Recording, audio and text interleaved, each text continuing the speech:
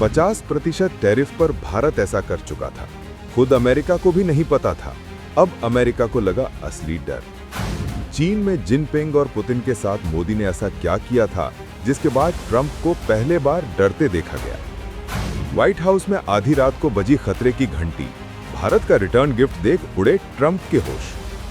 मोदी की नई कूटनीति देख ट्रंप बोले, भारत को हमने खो दिया। एक बयान से दुनिया में भूचाल। इधर एप्पल ने दिया ट्रंप को करारा जवाब। भारत बना दुनिया का नया मैन्युफैक्चरिंग किंग। एससीओ और ब्रिक्स में भारत का वो मास्टर स्ट्रोक जिससे डॉलर की बादशाहत पर मंडराया खतरा। दुनिया की सबसे बड़ी महाशक्ति अमेरिका के व्हाइट हाउस में एक ऐसा डर फैला है जिसकी किसी ने कल्पना भी नहीं की थी।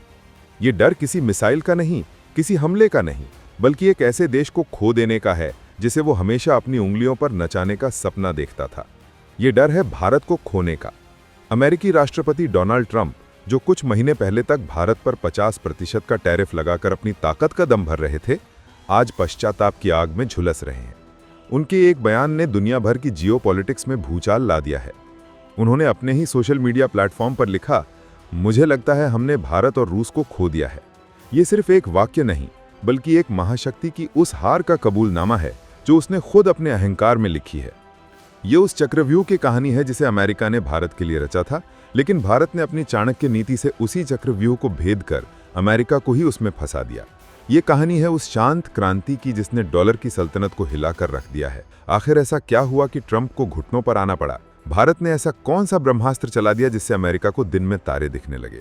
हम आपको बताएंगे इस धमाकेदार खबर की पूरी कहानी, तो बने रहिएगा वीडियो पर और इस संबंध में आपके जो भी विचार हों कमेंट में लिखकर जरूर बताइएगा।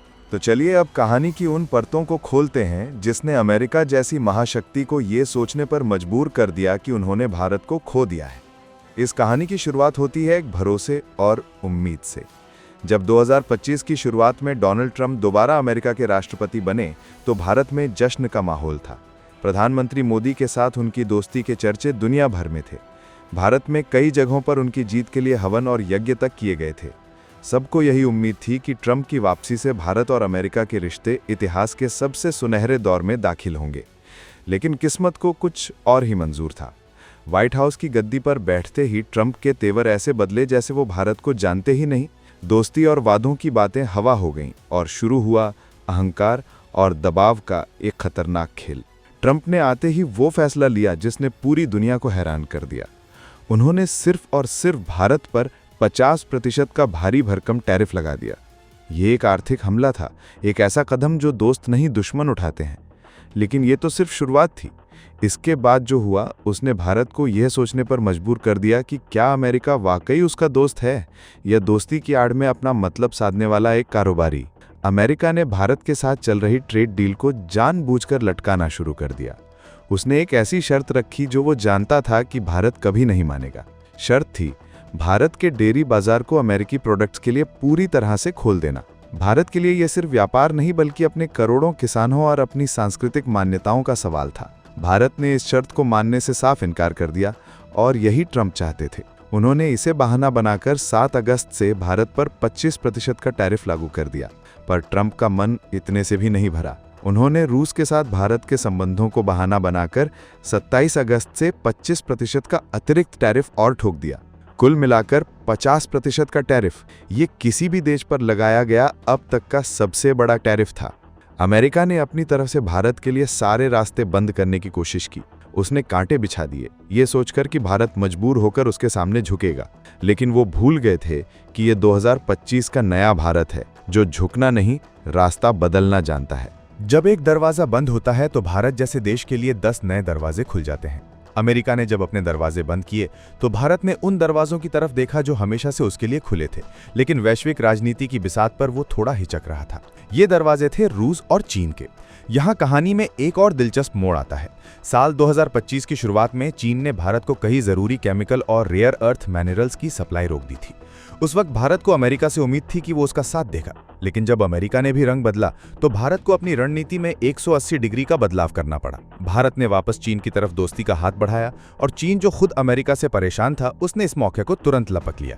चीन ने न केवल भारत के लिए रेयर अर्थ और दूसरे कच्चे माल की सप्लाई फिर से शुरू कर दी, बल्कि भारत के साथ मिलकर एक नई आर्थिक धुरी बनाने का संकेत भी दे दिया। इसका सबसे बड़ा सबूत तब मिला जब प्रधानमंत्री मोदी 5 साल के लंबे अंतराल के बाद चीन के दौरे पर गए और वहां SCO यानी शंघाई कोऑपरेशन ऑर्गेनाइजेशन के शिखर सम्मेलन में हिस्सा लिया। ये वो पल था जिसने वॉशिंगटन में बैठे रणनीतिकारों की नींद उड़ा दी थी। SCO समिट में भारत, चीन और रूस एक मंच पर थे और तीनों की आंखों में एक ही सपना था, अमेरिकी डॉलर की बादशाहत को खत्म करना। इस समिट के बाद जो साझा पत्र जारी हुआ उसने तो अमेरिकी अर्थव्यवस्था की नींव हिला दी। उस पत्र में सभी सदस्य देशों के बीच अपनी लोकल करेंसी यानी अपनी अपनी मुद्रा में व्यापार करने पर सहमति बनी। ये डॉलर पर किया गया सबसे बड़ा प्रहार था। इसका सीधा मतलब था कि अब भारत, रूस और चीन आपस में व्यापार करने के लिए डॉलर का इस्तेमाल नहीं करेंगे। ये अमेरिका के लिए किसी बुरे सपने के सच होने जैसा था, क्योंकि डॉलर की ताकत उसके तेल या हथियारों में नहीं बल्कि दुनिया के व्यापार पर उसके कंट्रोल में है, और अब भारत उस कंट्रोल को सीधे तौर पर चुनौती दे रहा था। ये झटका इतना बड़ा था कि ट्रंप बौखला गए। इससे पहले ब्राजील में हुए ब्रिक्स सम्मेलन में भी जब मोदी, जिनपिंग और पुतिन एक साथ दिखे थे, तब ट्रंप ने खुलेआम धमकी दी थी कि अगर इन देशों ने डॉलर को कमजोर करने की कोशिश की तो वो 100% टैरिफ लगा देंगे। लेकिन भारत ने इस धमकी की परवाह किए बिना अपना रास्ता चुन लिया था। भारत की ये शांत रणनीति अमेरिका की इंटेलिजेंस को भी चकरा रही थी। भारत ने कोई आक्रामक बयान नहीं दिया, कोई जवाबी कार्रवाई नहीं की, बल्कि चुपचाप अपनी एक नई दुनिया बसा ली जहां अमेरिका की कोई जगह नहीं थी। डोनाल्ड ट्रंप को असली झटका तब लगा जब उन्हें एहसास हुआ कि भारत सिर्फ राजनीतिक रूप से ही नहीं बल्कि आर्थिक रूप से भी उनकी पकड़ से दूर जा रहा है। इसका सबसे बड़ा उदाहरण व्हाइट हाउस में हुए एक डिनर पर देखने को मिला।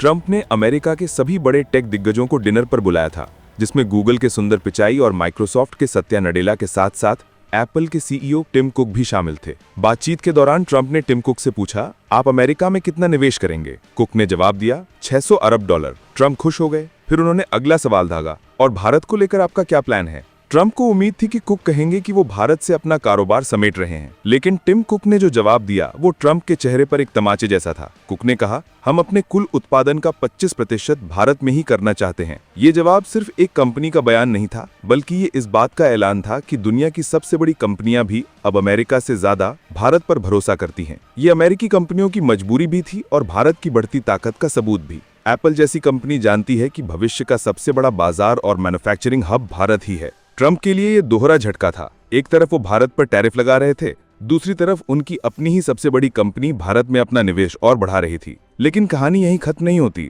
ट्रंप के इस आर्थिक हमले का एक ऐसा फायदा भारत को हुआ जिसकी शायद उन्होंने कल्पना भी नहीं की होगी। उनके टैरिफ ने भारत को आत्मनिर्भर बनने के लिए मजबूर कर दिया। भारत ने अपनी घरेलू इंडस्ट्री को मजबूत करने पर और ज्यादा ध्यान देना शुरू कर दिया। इसका नतीजा ये हुआ कि भारत अब सिर्फ एक बड़ा बाजार नहीं बल्कि एक मैन्युफैक्चरिंग पावर हाउस बनने की राह पर तेजी से आगे बढ़ रहा है। अमेरिका ने भारत को कमजोर करने के लिए जो जाल बिछाया था, भारत ने उसी जाल का इस्तेमाल अपनी ताकत बढ़ाने के लिए कर लिया। ये एक ऐसा मास्टर स्ट्रोक था जिसने साबित कर दिया कि भारत को दबाव की राजनीति से झुकाया नहीं जा सकता। यानी भारत ने दुनिया को यह दिखा दिया था कि वो किसी एक महाशक्ति के सहारे नहीं चलता, बल्कि वो खुद एक ऐसी धुरी है जिसके चारों ओर दुनिया की राजनीति घूम सकती है। भारत की स्ट्रेटेजिक ऑटोनॉमी यानी रणनीतिक स्वायत्तता अब सिर्फ किताबों की बात नहीं रही बल्कि एक हकीकत बन चुकी थी। भारत ने अमेरिका को दिखाए बिना ही रूस और चीन के साथ एनर्जी डील्स और डिफेंस टेक्नोलॉजी ट्रांसफर पर गुपचुप तरीके से काम बढ़ा दिया था। ये वो गुप्त राजनयिक योजनाएं थीं जिनकी भनक पश्चिमी मीडिया को बहुत देर से लगी। भारत अब रूस और चीन के बीच एक संतुलन साध रहा था, जहां वो दोनों से फायदा ले रहा था लेकिन किसी के पाले में बंधा नहीं था। इस पूरी कहानी का एक और दिलचस्प पहलू है जिसका सीधा असर हमारे पड़ोसी देश पाकिस्तान पर पड़ा। भारत ने जब रूस और चीन के साथ अपने आर्थिक संबंध मजबूत किए तो इसका अप्रत्यक्ष परिणाम यह हुआ कि पाकिस्तान आर्थिक रूप से और भी अलग थलग पड़ गया। चीन का झुकाव अब पाकिस्तान से ज्यादा भारत जैसे बड़े और स्थिर बाजार की तरफ हो गया था। ये भारत की एक ऐसी जीत थी जिसके लिए उसे कोई गोली नहीं चलानी पड़ी। लेकिन क्या चीन पर भरोसा करना भारत के लिए सही है? क्या रूस के साथ मिलकर डॉलर को चुनौती देना एक ऐसा खेल है जिसमें भारत फंस सकता है? और इस पूरी कहानी में चीन का असली गेम प्लान क्या है? क्या वो सच में भारत का दोस्त बन रहा है या फिर ये अमेरिका को कमजोर करने की उसकी एक बड़ी और खतरनाक साजिश का हिस्सा है? इन सवालों के जवाब हम जानेंगे अपने अगले वीडियो में। आपके इस बारे में क्या विचार हैं? हमें कमेंट्स में जरूर बताएं।